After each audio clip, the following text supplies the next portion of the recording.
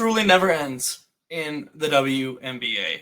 This has been one of the craziest weeks. Probably the craziest week I've ever had covering women's basketball, and it started with Nafisa Collier and her absolutely nuclear, curtain pulling back, prepared statement that she had in her end of season press conference, and within that, Cathy Engelbert was put on blast, to put it lightly, frankly, for everything that she had said. And within all of that, the next question that came, because of what was said and who was said about, was what does Caitlin Clark have to say about this?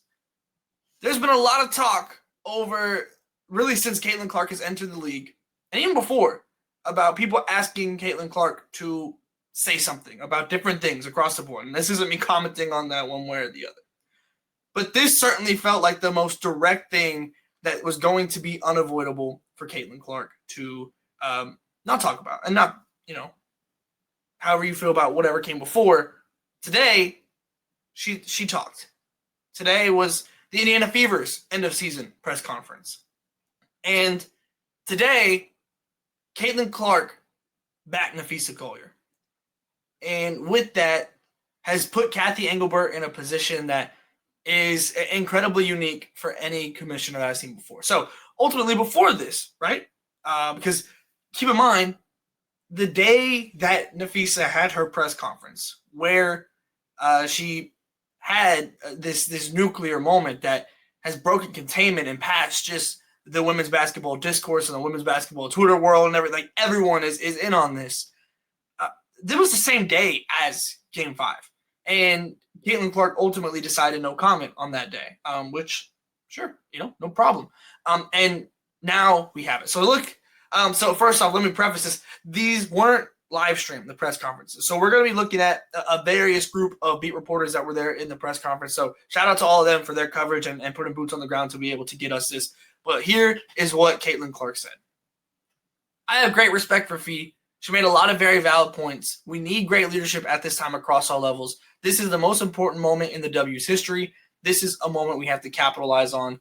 And we're going to get to that part at the bottom as well, but just an additional kind of piece here. This is the most important part. Fee said it all. Fee said it all. Ultimately, to me, this is where the nail in the coffin kind of comes. Because it certainly matters when Nafisa Collier says it. It absolutely matters when players around the league back Nafisa Collier in her statement. But there's obviously a different level of gravity when Caitlin Clark is the one to also back what Fee says. Obviously, this wasn't the nuclear statement that Nafisa gave, and nobody, I think, is going to match that moment, and nobody has to match that moment. But just by saying Fee said it all, those 4 words, Caitlin Clark has likely put Cathy Engelbert on the road, further down the road more so, to leaving her role as a WNBA commissioner. I want to go back because I think there's something interesting here on that first tweets that I had shown, and that is Clark had not heard the story from Nafisa Collier before she shared it last week, has not talked to Cathy Engelbert since. So there's kind of 2 parts to this. One, people had assumed, and I think it's a fair assumption, might I add, but people had assumed that Caitlin knew about this beforehand with Nafisa Collier because notably they had the same agent. And from Clark's account here, she had not, which frankly I was surprised by. I certainly would have thought that this would have been a bit of a dialogue between Nafisa and presumably her circle and her team, and that just happens to have the same agent that Caitlin has and her circle and her team. And I would have assumed that there would have been this level of discourse, just on the inside and what comes next, because obviously when you bring in the names that you brought in for Nafisa, you were ultimately looping them into this. And again, I don't think it was a bad thing to do or the wrong thing to do by bringing those names up, but ultimately those names are going to be asked about this. Those names are going to be looped into all of this discourse, and especially the way it kind of whittled itself down over the course of the statement when it started with, what about Caitlin, Paige, and Angel, and then the response was directly about Caitlyn and her sponsorships. That was always going to be put at the feet of Caitlyn to respond. And again, not that that's a bad thing, not that that's a wrong thing. I just had assumed because of that, there would have been this level of discourse that had not happened, according to Caitlin Clark. But ultimately, I think the most damning thing, maybe within all of this, is the reveal that Cathy Engelbert has not reached out to Caitlin Clark. Look, there's been plenty of discourse about the way the WNBA feels about Caitlyn, about her fan base, about the new fans, quote unquote, everything about this. There's been so much discourse, some educated, some not. Like there's a whole spectrum of all of this, but so much of it is being validated right now to me. With Cathy having this come out and still not reaching out to anybody, it seems like, right? To anybody. And it's still not a moment where Cathy says, I need to step in and talk here. In the sense of, obviously you have her statement, which was a weak statement, I might add, and really didn't feel like much of a denial of anything in what was said. And to me, this, and this is just me in my opinion here, this isn't any type of reporting or anything of that nature, but to me, this continues to confirm everything that Fee said. And what she said about what Cathy said in these discussions. Because what do you mean you haven't reached out? One way or another.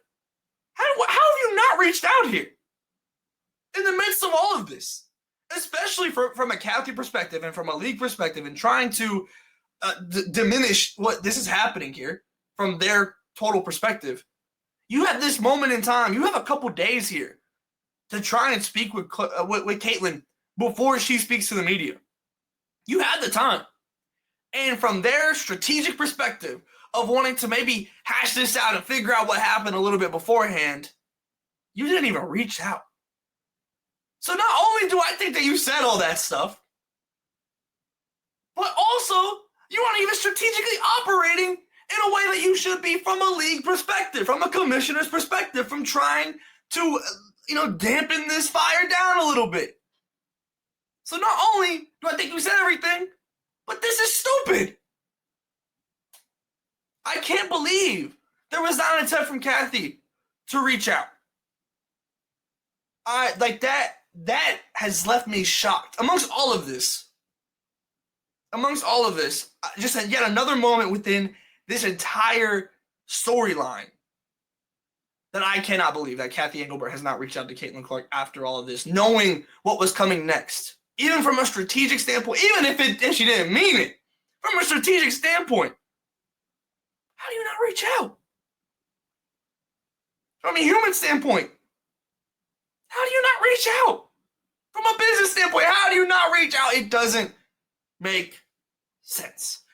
It was more than just Caitlin Clark today, though, and we got a couple of quotes here on Nafisa Collier's comments.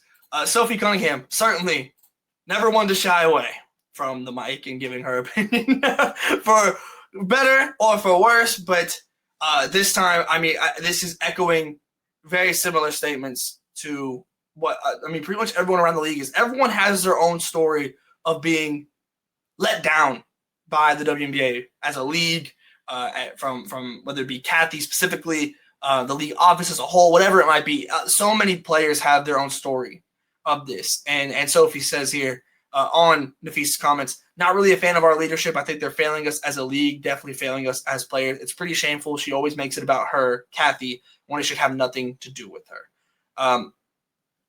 Fair enough. That's where I keep believing all of these players saying, it's just being like, you know what? Fair. Fair enough. I can't be mad at any of that. And then a pretty big reveal here in terms of the future of where the WNBA is heading also by Sophie Cunningham here. There's a big call this afternoon with the WNBPA for players to get an update on CBA stuff. I do know the league came back and essentially gave us nothing. She said a lockout is a real possibility, but it'd be the dumbest basketball decision ever. To me, that's kind of a statement also on the idea of losing momentum, right? And what that could be like. And I'm of the belief that if there is a lockout, I think that you can get this momentum back up by the time that we come back. But certainly you don't want that to happen, right? Like if you can avoid that, that would be fantastic. You don't have to worry about that. But ultimately, if the players don't feel like they're getting what they want, that's where we're headed.